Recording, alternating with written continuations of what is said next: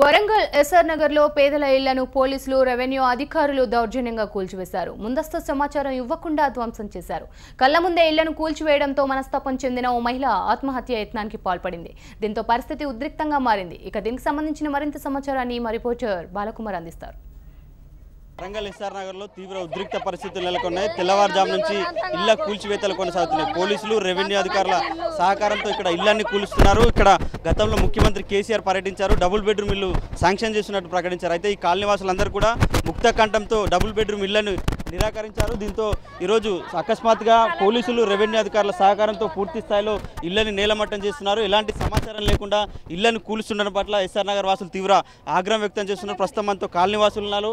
వాళ్ళు ఎట్లాంటి ఆవేదన చెందుతున్నారు, ఎందుకోసం ఈ కూల్చివేతలు జరుగుతున్నారని తెలుసుకునే ప్రయత్నం చేద్దాం. ముందస్తు సమాచారం ఇచ్చారా? డైరెక్ట్ కూల్చేస్తున్నారు? మాకు ఎవరు చెప్పలేదు సార్, మాకు చెప్పలే. మేము ఇళ్ళలోనే ఉన్నాం, మా ఇంటి వరకు రాలే.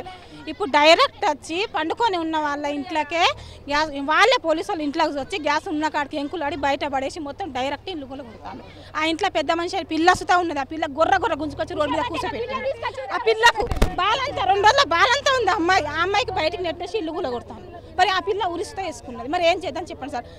మీకు ప్లేస్ కావాలైతే ఆ ఇల్లు మొత్తం బిట్టుందా, తయారైతుందా, వాళ్ళకి ఇళ్ళకి అందరికీ దాన్ని చేర్చినాక తర్వాత ఇది కూలగొట్టుకొని చెప్పండి. మాకైతే ఇల్లు లేవు, ఎటు పోం. మేము 23 ఏళ్ళు అయితే ఈయనే ఉంటాను. మేము 23 ఏళ్ళ కానీ మాకు రేషన్ కార్డు ఉన్నది, ఇంటి పని ఉన్నది, కరెంటు బిల్లులు అన్నీ ఉన్నాయి. మాకు పుణ్యానికి ఏమి ఉంటలేము. అన్ని నీళ్ళకి సుతా మొన్న మంచిలు వస్తున్నాయి మాకు.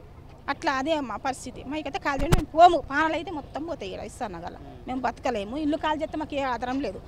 కేసీఆర్ గారికి ఏం లేదా, ఎకరాల భూమి ఉన్నది వాళ్ళకు. మాకు కనీసం 60 గజాలు జాకద్దా, మాకు మేము బతకద్దా? అంటే మీకు డబుల్ బెడ్రూమ్ ఇల్లు కట్టిస్తున్నారు, అందుకే మేము ఒప్పుకోలేదు సార్. మేము ఒప్పుకోలేదు. 3 ఏళ్ళ బట్టి మేము వనమాస వేగినాం, తిరిగిన కడకల్లో తిరిగినాం. కలెక్టరమ్మ కూడా ఒక బిట్టుకు ఏదైనా ఇల్లు కాలైతే మాత్రం అడ్డైతే మాత్రం దాన్ని తీసేస్తామమ్మా, మీరు ఏం టెన్షన్ పడకుండా, మీకు ఏది రాదు, మేము రానియమని కలెక్టరమ్మ కూడా మాకు ఒప్పుకొని పోయింది.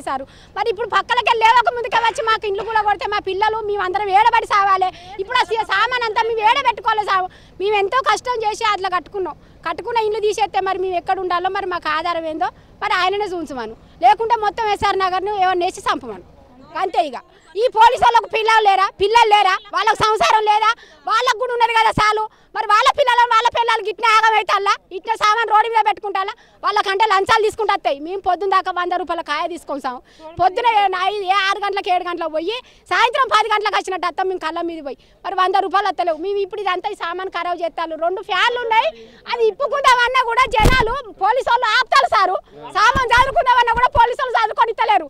మరి ఎట్లా కష్టపడితే అవి మరి ఉండేనా సావన్నా కదా ఒక్కటి చెప్పండి.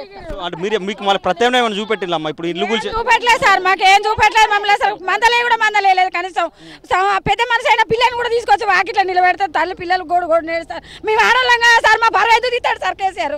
ఎందుకు తీస్తాడు సార్? మా పరువు తీసి పదట్లేసి మమ్మల్ని గింత ఆరాధన చేస్తాం. మేము ఎక్కడ బతకాలి? మేము ఎట్లా బతకాలో చెప్పరు. పొద్దున్నానికి పోతే 100 ఎత్తాడు, 50 ఎత్తాడు, 10 రూపాయలు ఎత్తారు మొగోళ్ళు. మేము ఎట్లా బతకాలి సార్? ఇలా 10 రూపాయలు కూడా లేవు మాకు. ఇలా మేము ఏం తిని బతకాలి సార్?